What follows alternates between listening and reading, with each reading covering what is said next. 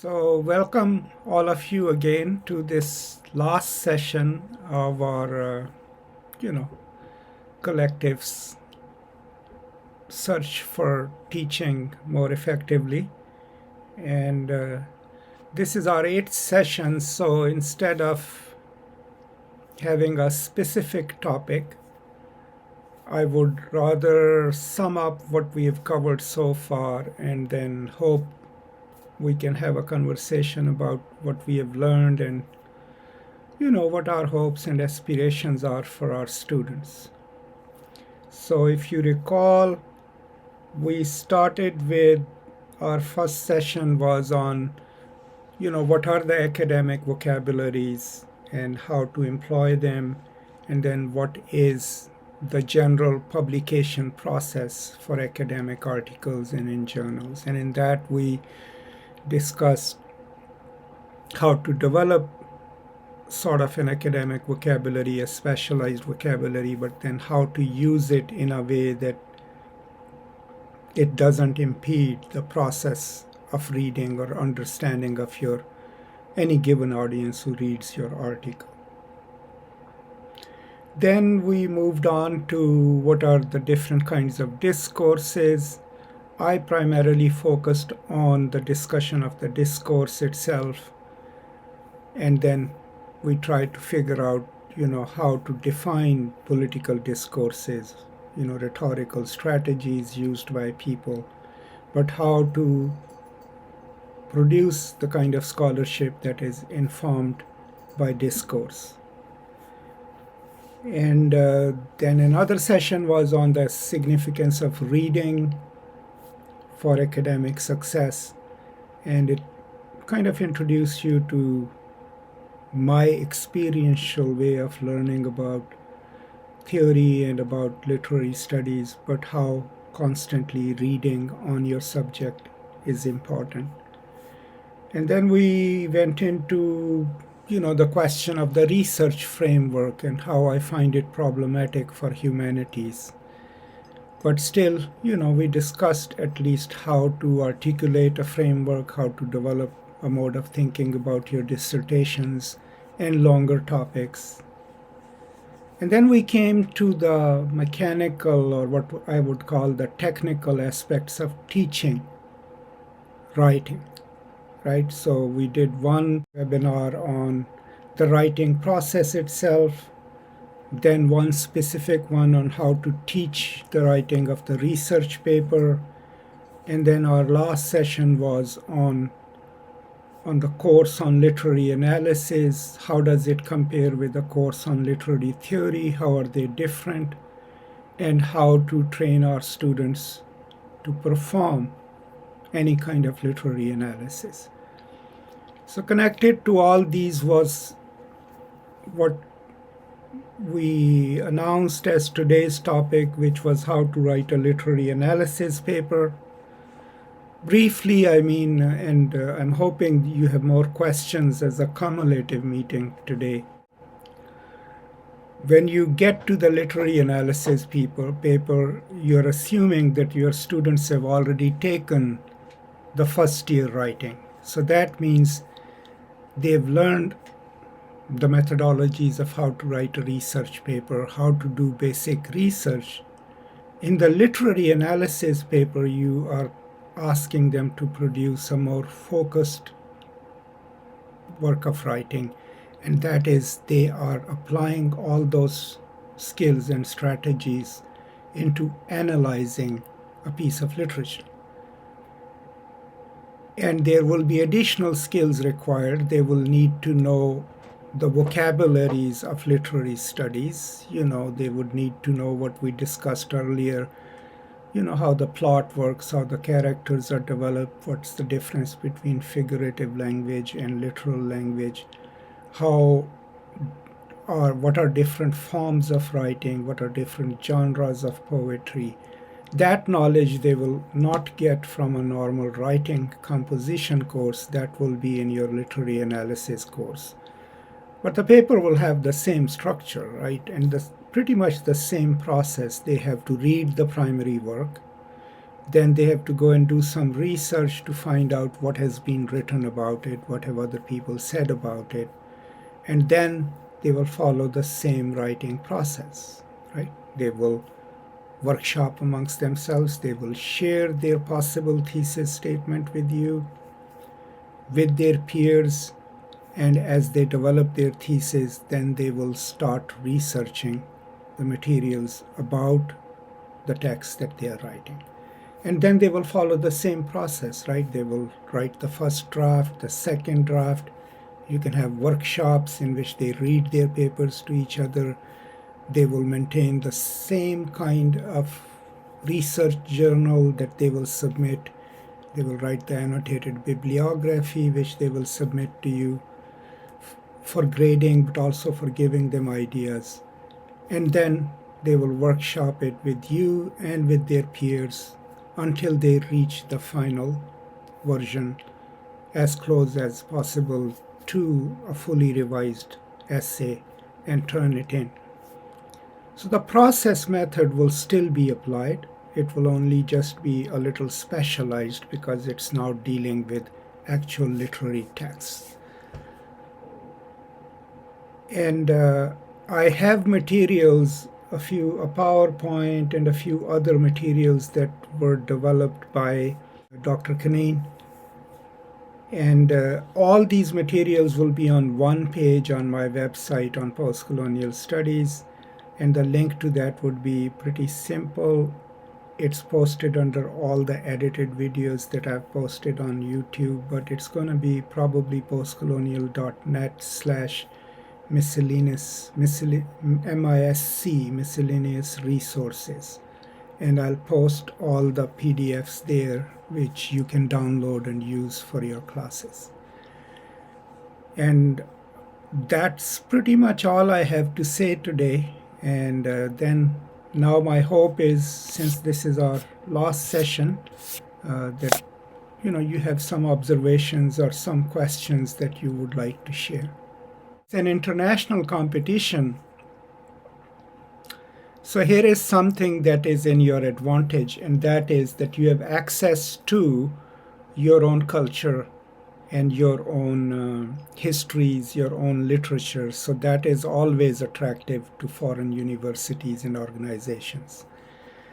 But what you have to mix it with is the contemporary modes of writing. And if it's a theory-based essay, it has to be something that doesn't come across as outdated and not very well thought out. So on one hand, you will mobilize the native knowledges or native stories or native histories, but at the same time, they have to be informed by where the conversation is in the world, right? So both of those things must come together.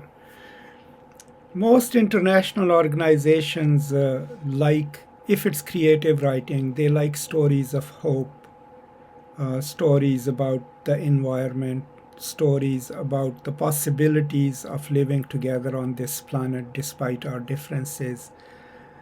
They will not probably tolerate any kind of sexist or, stories that have those kind of biases. But most importantly, if you're entering any competition, just look at their guidelines and see what they are expecting, and then see if any past submissions are available publicly, and that would give you an idea of how to craft or write an essay or a short story or a poem for a particular competition. Okay, how to write an effective research proposal. Just keep in mind that you don't sit down and start writing a proposal, right? So in order to propose a topic, or what we call a prospectus here, there is some work that you need to do before that. And the most important part of it is finding out, first of all, what is it that interests you? Because you're proposing a topic where you will write about 250 pages, you'll probably spend a year on it. So you don't want to pick up something that you're not invested in, and you're just doing it because, it's in vogue or it's considered important. Go with what interests you or what you're excited about. Now, that also you won't just come up with. That would develop as you develop as a student in a PhD program, because you're reading, you're figuring out, where things are, what kind of debates are happening in your field. So some of them will be dear to you, important to you. So figure out whether the topic that you are probably want to write about, whether it excites you or not. Then you will do your preliminary research. If you're going to use theory, which one would be more appropriate? What has been done about what you're proposing to write about? If it's in the field of literary studies and you're going to write about some literary texts, you will go to your library. The best resource, and I think it's available through Higher Education Commission, is the PMLA directory of journals and PMLA database. Now what PMLA database does is it collates,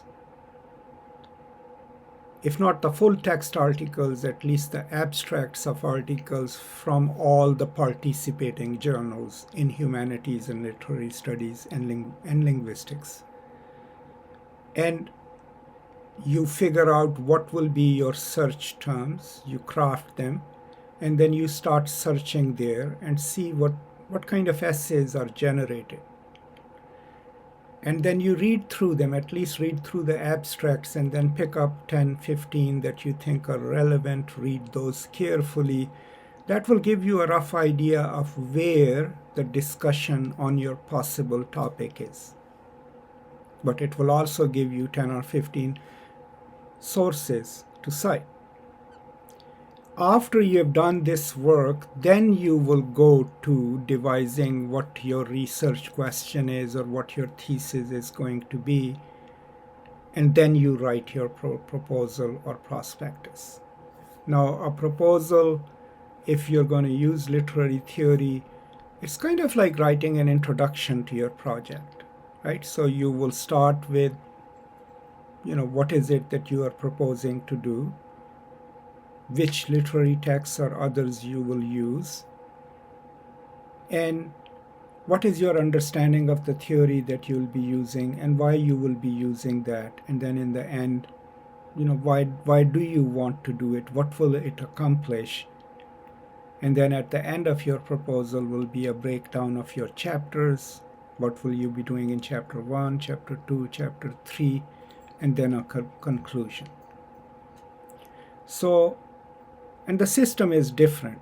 If you're applying, let's say, to British universities, Australian universities, and if you're applying to PhD, they ask you to send them their proposal. They already have pre-formed committees, so you actually propose your topic to one of those committees of professors, and that's how they accept you or not accept you based on the strength of that proposal.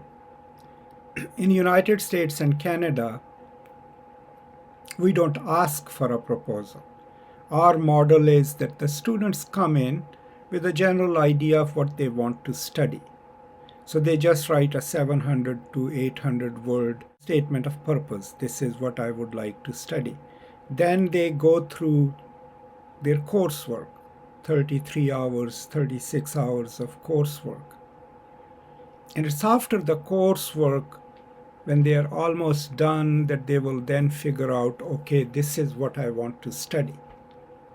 Then they form their own committee. They go to the professors and ask them if they could work with them. And then the professor, their director, and the student together develop a reading list. So our process is different. Our students write their prospectus after they've taken their comprehensive exams. So that means they are kind of at the height of the learning in their field. They've read at minimum 200 books, and I don't even know how many journal articles on their field of study. So by the time they start writing their prospectus, they are pretty much aware of all the debates in their field, and then based on that knowledge they write their prospectus, get it approved, and write their dissertation.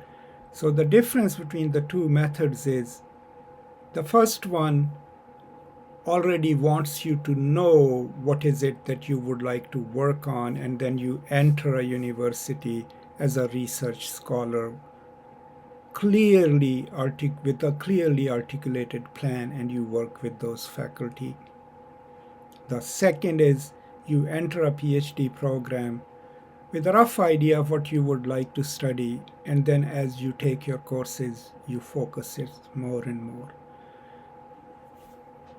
And in both the cases, a proposal will have to be something that you're deeply interested in, that you can invest time in, or which is informed by your research, so that you know that you're not doing something that has already been done. An effective statement of purpose, that's really good. So remember, you only have 700 words or 800 words at the most. What you're trying to tell the committee is, one, why are you interested in their program? So that means you have to go and research it and see what are their strengths, what do they offer, right? So the first sentence would be introducing yourself. I am so and so, I've studied this in Pakistan. I'm interested in exploring the possibility of doing this. I've noticed that your program has some really good professors and courses that are offered on the subject. In the second paragraph, you further tell them what you would add to the department, what your presence would matter. Most of the time what you're saying is, what the message you're sending is that you hope to grow in their department, but also add to the department's of repertoire through your cultural knowledge, through your history, through your background. And then the final concluding part would be just general ideas about what is it that you may like to study. One or two topics, not total commitment, and why. And then how would it benefit the people at home, right? How would you bring that knowledge and then develop something in your own home country? Remember, you're applying as an international student. So all of these things you have to say in about 800 words. Now, red flags are sob stories. Don't speak ill of your own professors. Don't tell them that, my cow died and my cat is sick. No one cares about these things. And they come across as shallow. No playing with, people's emotions or trying. The moment they see an application from Pakistan, they already know this is unusual, and they will look at more carefully. So you don't need to tell a sob story or need to, it has to be something that you've seen in the department that is offered and that you think would help you grow as a scholar. It will have to be something what you will do with that knowledge. That's towards the end. How will it benefit your future students in Pakistan? How will it help you develop a cross-cultural understanding between the people of United States or Canada and Pakistan? Now, there is a debate about whether or not to name a couple of professors that you would like to work with. I always advise against it, because every department has their own factions, and you don't know who is on the admissions committee. So chances are, if there is someone on the admissions committee, who is powerful enough or is in opposition to the professor whose name you have mentioned, they will just probably internalize, oh, this is going to be her candidate, so no, right? So it's kind of iffy, but if there is a powerful professor in a department who does something, like if you're applying to Florida State, you would like to study Shakespeare with Professor Gary Taylor, right? because he is one of the leading scholars on Shakespeare. So there is no harm in mentioning that. Chances are Gary Taylor is a powerful figure in the department, right? And if it is so, and if someone tells, hey, Gary, there is someone from Pakistan who wants to study with you, then all Gary Taylor has to say is, I want this person, right? So it depends on what is the politics of the department and how powerful the scholar is with whom you want to work within that department.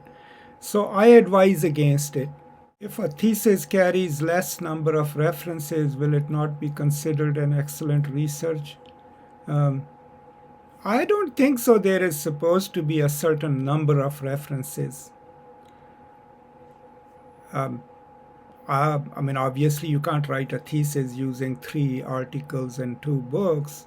It will have to be more extensive than that. But I won't say I've never looked at, oh, you've cited too few sources, because the thing is, as you respond to your students' drafts, you're not worried about how many sources they are quoting. You're basically telling them, oh, you're discussing this here, but so and so said this about it. You haven't read that book.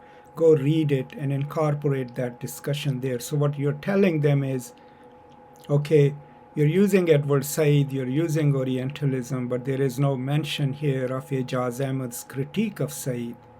So go read that so that your approach is more nuanced. So the way we gauge resources is whether any mention of a source or any mention of an article takes into account if there were any challenges to it.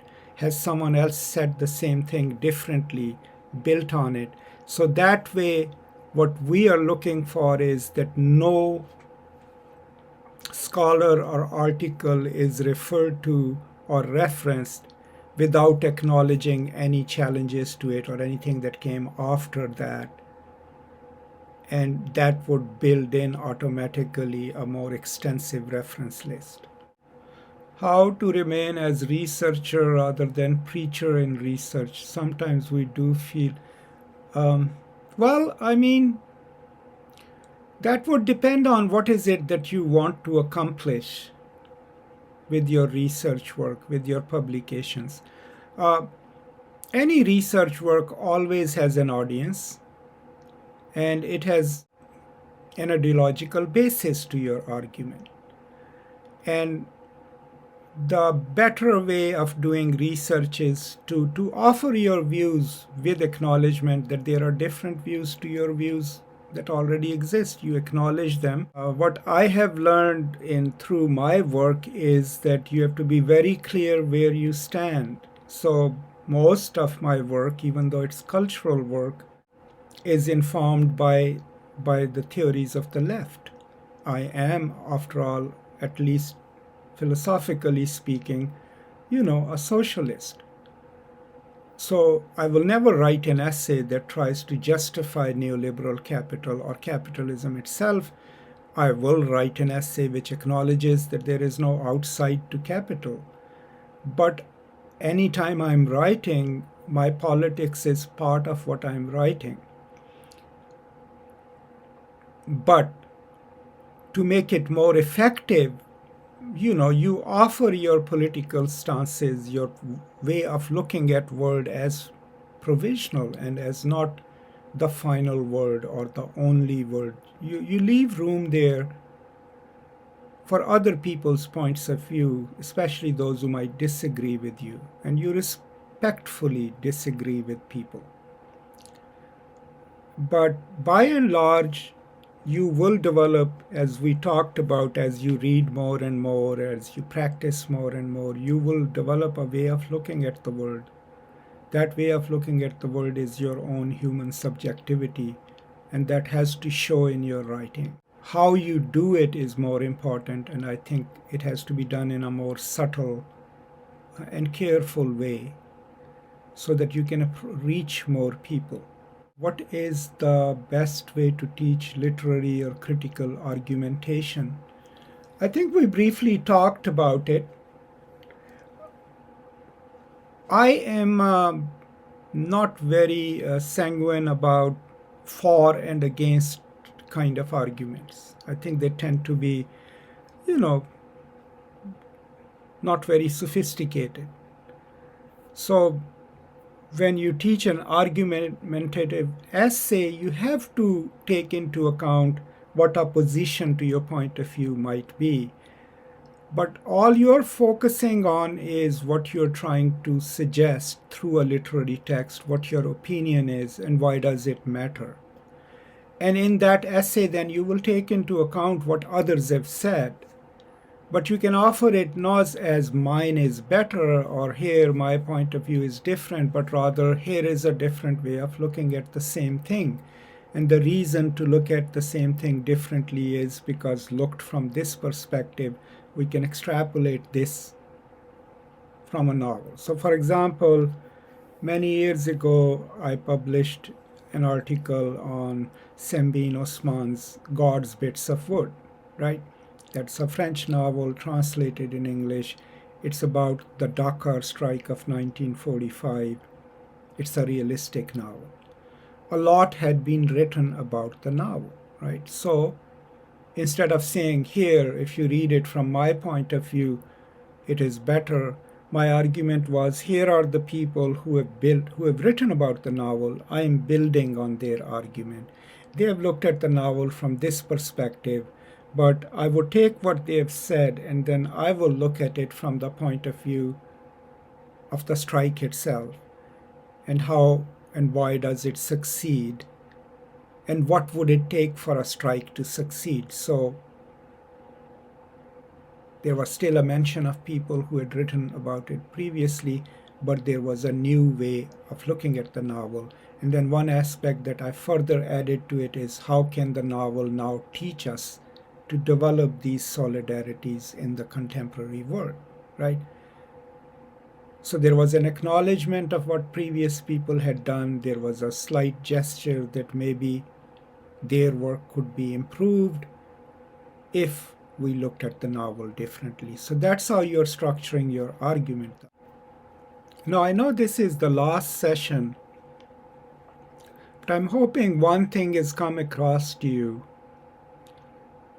is that, okay, it's the most exciting thing for those of us who teach is being in a classroom and then producing good work, okay?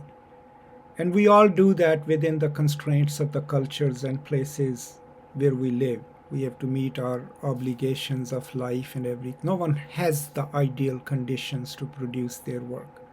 We all work with those constraints.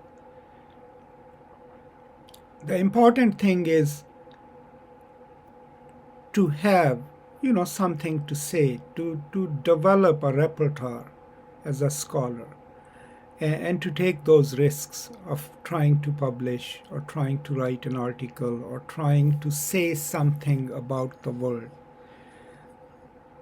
And in your context, within the context of Pakistan, it's absolutely necessary. It's required, it's necessary to develop a rigorous culture of debate, a rigorous culture of writing, of informing your own colleagues and people in your field, but also bringing your story to the world. What is it that you have to say in linguistics or in literary studies? How to make it relevant to rest of the world? That is your job. And plus teaching your students